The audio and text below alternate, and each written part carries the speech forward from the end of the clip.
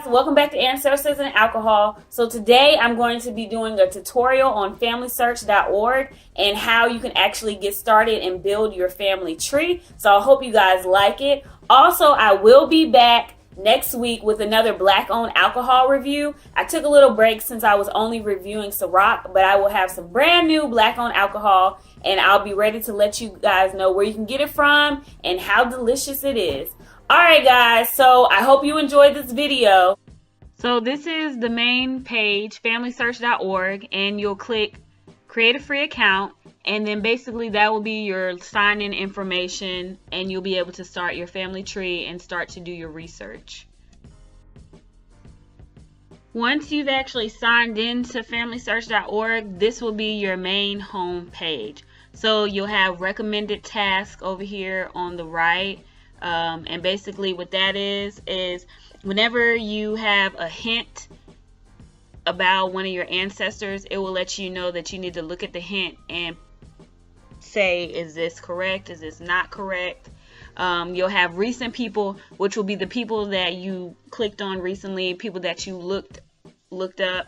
And then it will have the tabs up at the top for family tree, search, memories, and indexing. And today we're just going to be focusing on starting and building your family tree.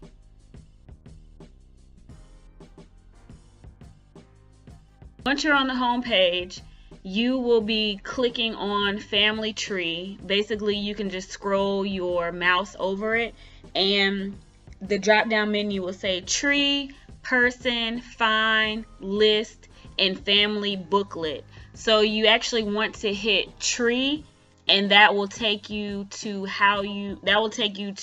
the screen that you need to begin to start your family tree and start entering in your personal information. And remember, you're always going to start with yourself.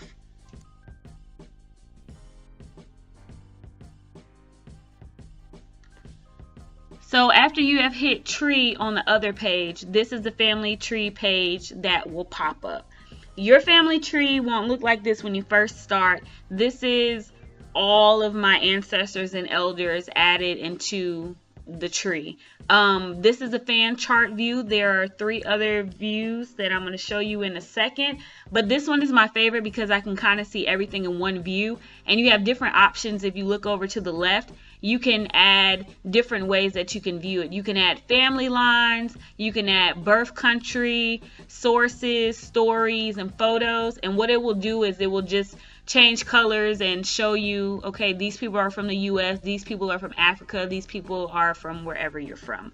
And then you can also add the different generations. You can have all the way up to your 7th generation showing in the fan chart view. I'm not really going to go into detail on the 3 other views. I just wanted you to be able to see them so you're not confused whenever you do start doing it. So this one is the portrait view, and then the next one is the landscape view, and then this last one is the descendancy view. And then the descendancy view, basically you just click on whichever main descendant you want, and then it will branch out from the rest of that family. So those are the 4 views: fan chart, landscape, portrait, and descendancy view. When it's time for you to enter in your information on Family Search, there will be prompts letting you know what steps you need to take to enter in your information. But this is what it looks like when it's time for you to add yourself and add another person. So you'll have your title, your first name, your last name, your suffix, your sex, your status if you're living or deceased, your birthday, where you were born, your death date if you're entering somebody that's dead, and where they were dead, where they died. Also, you'll be able, if you look up at the top left, you'll be able to enter by an ID number. So like my cousin, she started her family tree the other day, and on that side of the family that we share, I already had done the whole side of the family, so she was able to add in our great grandmother using her ID number. And I'll talk about ID numbers in another video, so that way you can kind of understand what the ID number is. But so this is what it will look like when you are adding in information, adding in yourself or another person. Once you added in your information, you'll hit next, and then the create person screen will pop up. So it'll have all the information that you just put in, and then on the bottom left hand side it will say create person, and you'll hit create person, and then that person will be added into your family tree. On some instances, if somebody's already created that person, it will say match found. But in this case, it says no match found. So this is because I made up a random person. But if it does say match found, make sure that you look at the person and see if that actually is your ancestor. And then you can add them in. And in some cases, their whole side of the family tree will go ahead and pop up. So once the person is created, then it will take you back to their personal page, or if you're doing yourself, it will take you back to your personal page.